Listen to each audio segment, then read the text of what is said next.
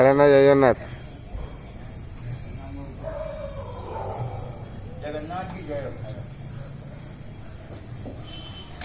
हरी बोलो, हरी हरी बोलो, हरी हरी बोलो।